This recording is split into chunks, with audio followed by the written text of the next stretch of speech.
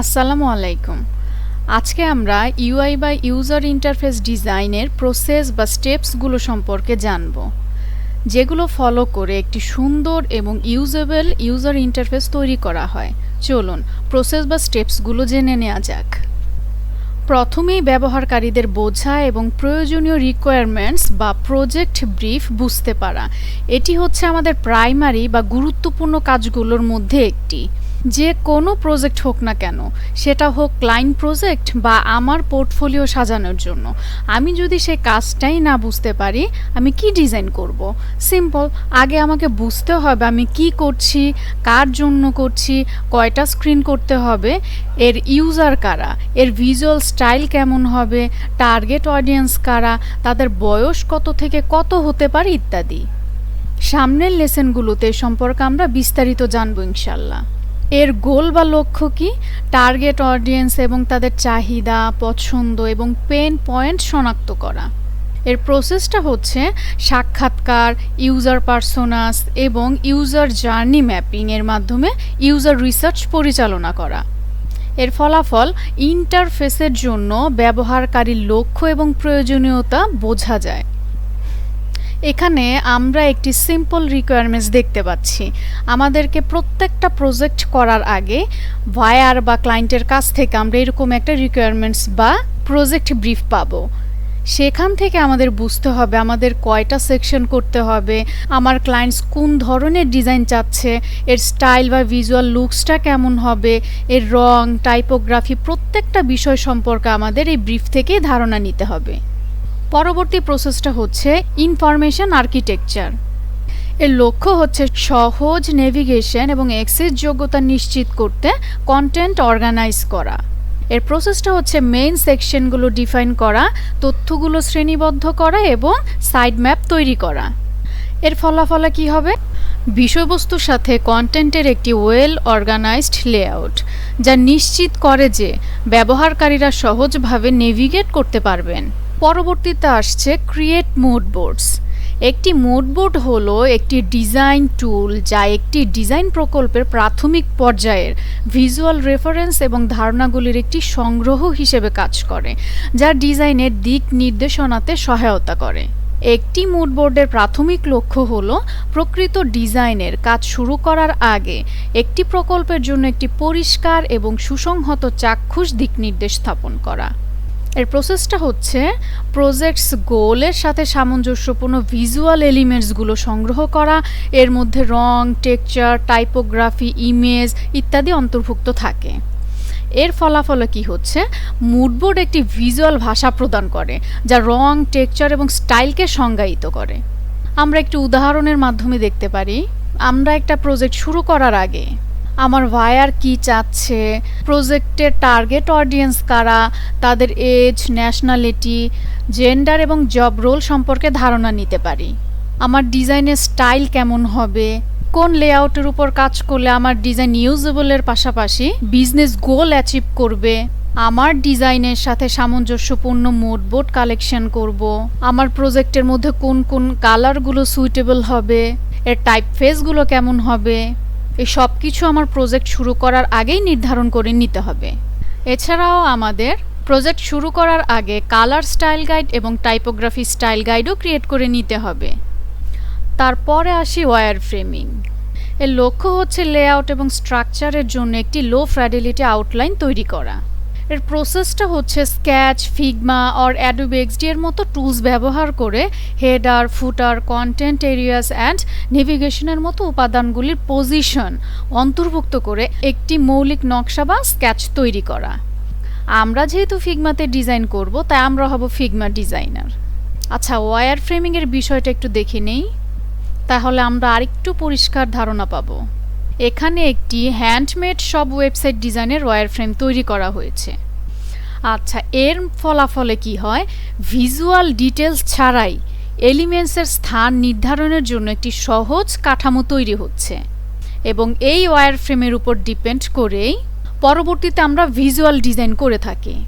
আচ্ছা, নেক্সট যে স্টেপটি সেটি হচ্ছে ভিজুয়াল ডিজাইন। একটি অ্যাট্রাকটিভ লেআউটের জন্য ব্র্যান্ডিংয়ের সাথে মিল রেখে ইউআই এর ভিজুয়াল এলিমেন্টসগুলোকে ইমপ্রুভ করা। এর প্রসেসটা হচ্ছে রঙের স্কিম, টাইপোগ্রাফি, আইকনোগ্রাফি এবং অন্যান্য ডিজাইন এলিমেন্টস নির্ধারিত করা।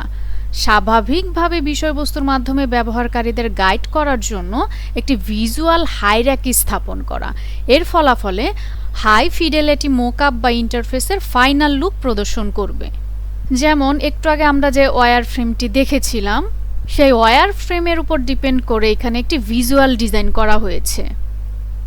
নেক্সট স্টেপসটি হলো প্রোটোটাইপিং। বাস্তব ব্যবহারকারীর ইন্টারঅ্যাকশনস অনুকরণ করতে ইউআই ডিজাইনের একটি ইন্টারেক্টিভ ভার্সন তৈরি করা। এর প্রসেসটা হচ্ছে ক্লিকযোগ্য প্রোটোটাইপ তৈরি করতে, পেজগুলি লিঙ্ক করতে এবং যেখানে প্রয়োজন সেখানে মাইক্রো ইন্টারঅ্যাকশন যোগ করতে ফিগমার মতো টুল ব্যবহার করা। এর ফলাফল কি হচ্ছে, একটি প্রোটোটাইপ যা স্টেক হোল্ডার এবং ব্যবহারকারীদের ইন্টারফেস প্রবাহ এবং ইন্টারঅ্যাকশনের এক্সপেরিয়েন্স দেয়। যেমন আমরা এখানে একটি এগ্রিকালচারাল অ্যাপ দেখতে পাচ্ছি। দেখে মনে হচ্ছে অনেকটা মাকড়সা জাল বিছিয়ে আছে। এখানে কিন্তু অ্যাপটিকে প্রোটোটাইপ করা হয়েছে। যখন আমরা এটার প্রিভিউতে যাব তখন দেখতে পাবো প্রোটোটাইপের মাধ্যমে পেজগুলোর ইন্টারঅ্যাকশনস তৈরি হয়েছে। যখন আমি কনফার্ম করব, নেক্সট পেজে চলে আসলাম, নেক্সটে গেলাম, আবার নেক্সটে গেলাম, বাট আমি যদি স্কিপ করে দেই সরাসরি আমাকে লগইন পেজে নিয়ে আসলো। আমি ইউজার নেম দিলাম, পাসওয়ার্ড দিলাম, আমার ওটিপির পেজটা চলে আসলো। যখন আমি ওটিপি দিলাম তখন ভেরিফাই পেজ চলে আসলো। ভেরিফাইয়ে ক্লিক করার সাথে সাথে আমাকে হোম পেজে নিয়ে আসলো। ঠিক একইভাবেই ওয়েবসাইট বা ড্যাশবোর্ডের প্রোটোটাইপের মাধ্যমে এর ইন্টারঅ্যাকশনসগুলো তৈরি হয় এবং ব্যবহারকারীরা এর প্রকৃত এক্সপেরিয়েন্স গ্রহণ করতে পারে। আচ্ছা, এর ফলাফলে কি হচ্ছে, একটি প্রোটোটাইপ যা স্টেক হোল্ডার এবং ব্যবহারকারীদের ইন্টারফেস প্রবাহ এবং ইন্টারঅ্যাকশনসের এক্সপেরিয়েন্স দেয়। ইউজার ইন্টারফেস ডিজাইনের পরবর্তী স্টেপসটা হচ্ছে user testing and feedback collection, ব্যবহারকারীর পরীক্ষা এবং প্রতিক্রিয়া সংগ্রহ। এর লক্ষ্য হচ্ছে ব্যবহারযোগ্যতার সমস্যাগুলি চিহ্নিত করা এবং ডিজাইন ইমপ্রুভ করতে ফিডব্যাক সংগ্রহ করা। এর প্রসেসটা হচ্ছে ব্যবহারযোগ্য পরীক্ষার সেশন বা হিউরিস্টিক মূল্যায়ন সম্পাদন করা এবং তারপর প্রাপ্ত প্রতিক্রিয়া বিশ্লেষণ করা। এর ফলাফলে ডিজাইন ইমপ্রুভমেন্ট, ব্যবহারযোগ্যতার চ্যালেঞ্জ এবং ব্যবহারকারীর পছন্দের জন্য পরামর্শ গ্রহণ করা যায়। পরবর্তীতে আছে ইটারেশন অ্যান্ড রিফাইনমেন্ট, পুনরাবৃত্তি এবং পরিমার্জন। এর লক্ষ্য হচ্ছে পরীক্ষা এবং স্টেক হোল্ডার পর্যালোচনা ও প্রতিক্রিয়ার উপর ভিত্তি করে ইউআই ডিজাইন রিফাইন বা পরিমার্জিত করা। মানে কোনো প্রকার ভুল বা সমস্যা থাকলে সেগুলো ইমপ্রুভ করা। প্রসেসটা হচ্ছে ব্যবহারযোগ্যতা বাড়ানোর জন্য লেআউট, রং, টাইপোগ্রাফি এবং ইন্টারঅ্যাকশন ডিটেলসের মতো এলিমেন্টসগুলিতে সমন্বয় করা। এর ফলাফলে একটি অপটিমাইজড ইউআই যা ব্যবহারযোগ্যতা সমস্যা সমাধান করে এবং ব্যবহারকারীর প্রয়োজনের সাথে আরও ভালোভাবে শ্রেণীবদ্ধ করে।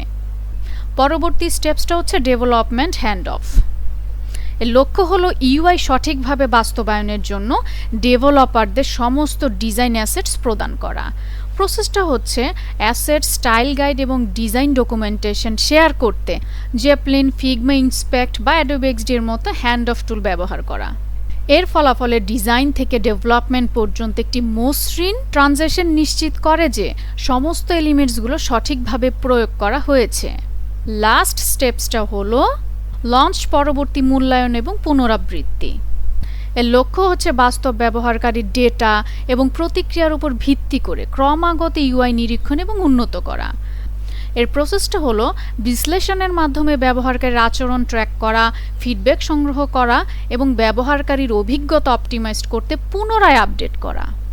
এর ফলাফলে একটি ইউআই যা ব্যবহারকারীর চাহিদা মেটাতে বিকশিত হয় এবং সময়ের সাথে সাথে উন্নত হয়। এই পদক্ষেপগুলি অনুসরণ করে একটি ব্যবহারকারী ইন্টারফেস তৈরি করতে সহায়তা করে, যা কেবল দেখতেই আকর্ষণীয় নয় বরং কার্যকরীও হয়ে থাকে।